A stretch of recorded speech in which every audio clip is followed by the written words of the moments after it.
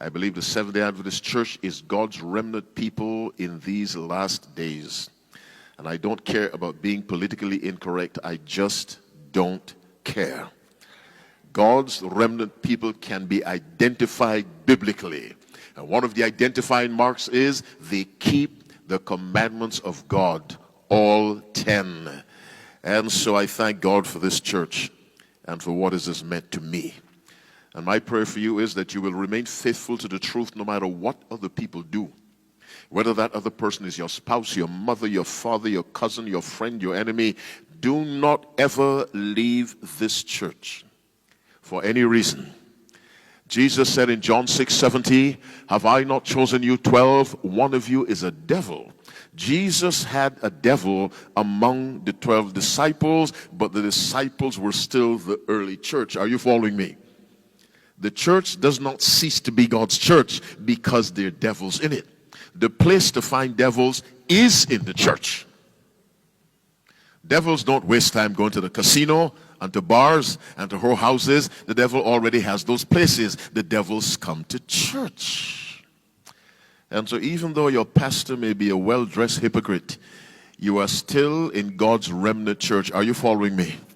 It is still, don't leave and go set up a church where nobody commits any sins. You'll be wasting your time. Don't leave. Stay in God's church. And why should you stay? When a lot of disciples were leaving Christ in John 6:66, from that time, many of his disciples walked back, left him and walked no more with him.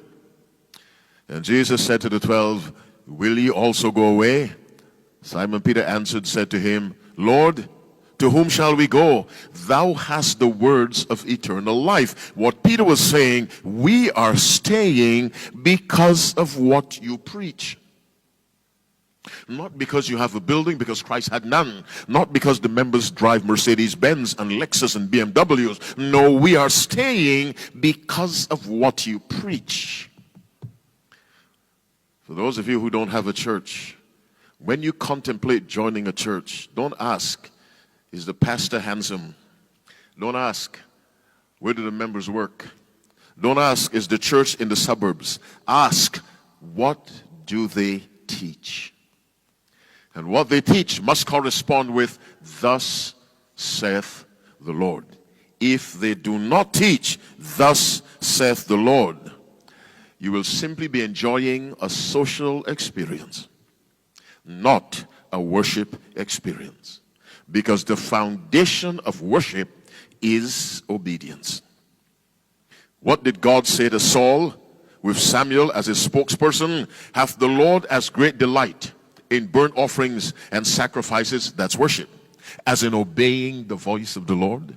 Behold, to obey is better than sacrifice. Keep your special music. Obey me. Keep your large offering. Obey me. Obedience is better than sacrifice. Now let me say one other thing that may cause you a little concussion. Obedience is better than sacrifice to the extent that obedience is preferable to any sacrifice, including the sacrifice of Christ.